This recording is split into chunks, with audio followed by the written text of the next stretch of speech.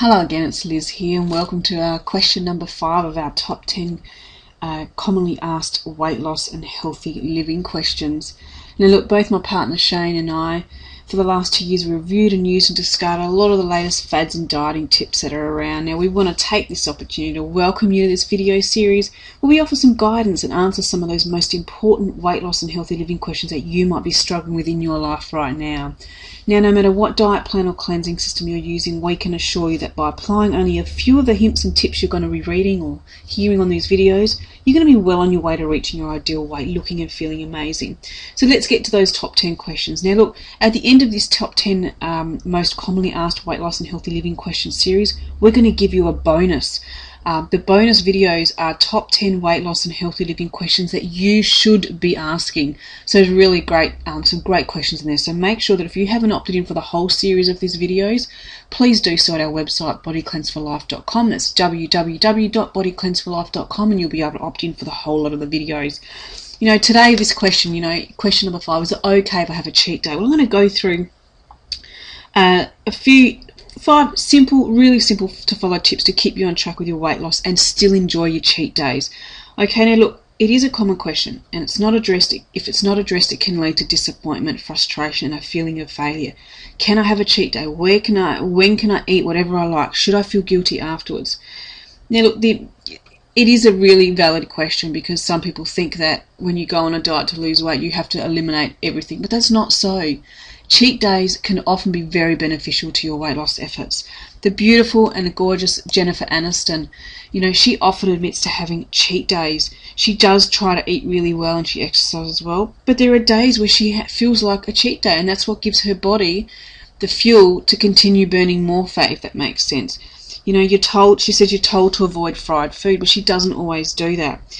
She loves Mexican, and she occasionally will have great cheat days eating Mexican food.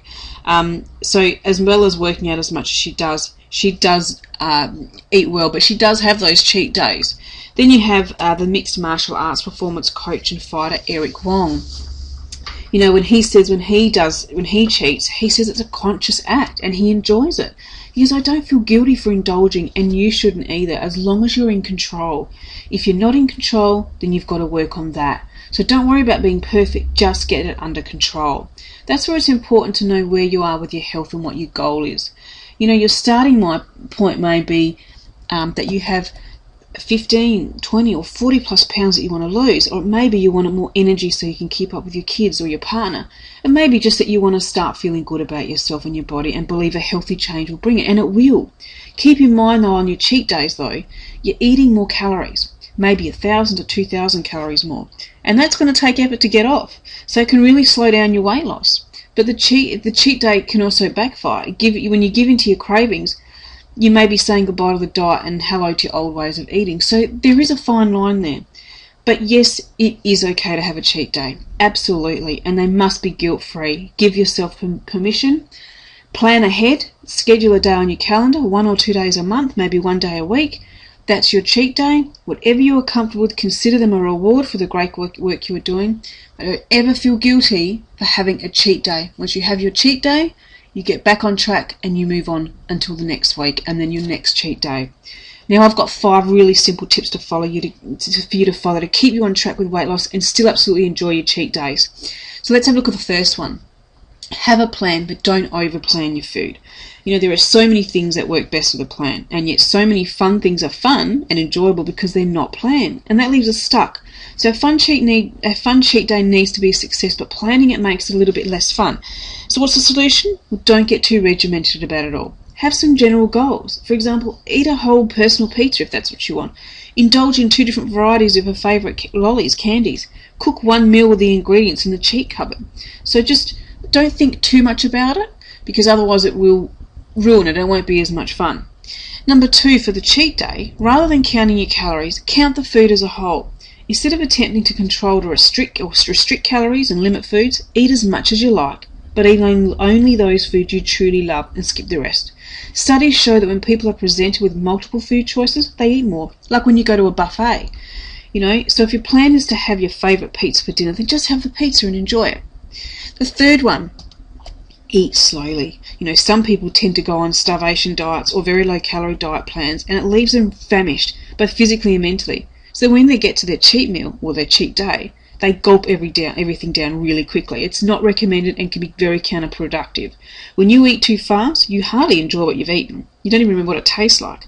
And this defeats one of the purposes of cheating, giving yourself a break from dieting. You may also feel stuffed when you eat too quickly, so eat slowly and enjoy every bite. Number 4, include protein in your meal. Cheat meals are mostly about the carbs and the salt, etc., but protein is very important, especially if you want to add some muscle mass to your body. So include a protein portion with each meal from eggs or meat or fish. The last one, yes, we've got to keep the alcohol down to a minimum. Alcohol may seem like a great addition to a cheat day, but I would not overdo it. Cheating's about carbs, not alcohol. If you're trying to lose body fat, alcohol is usually not a good idea.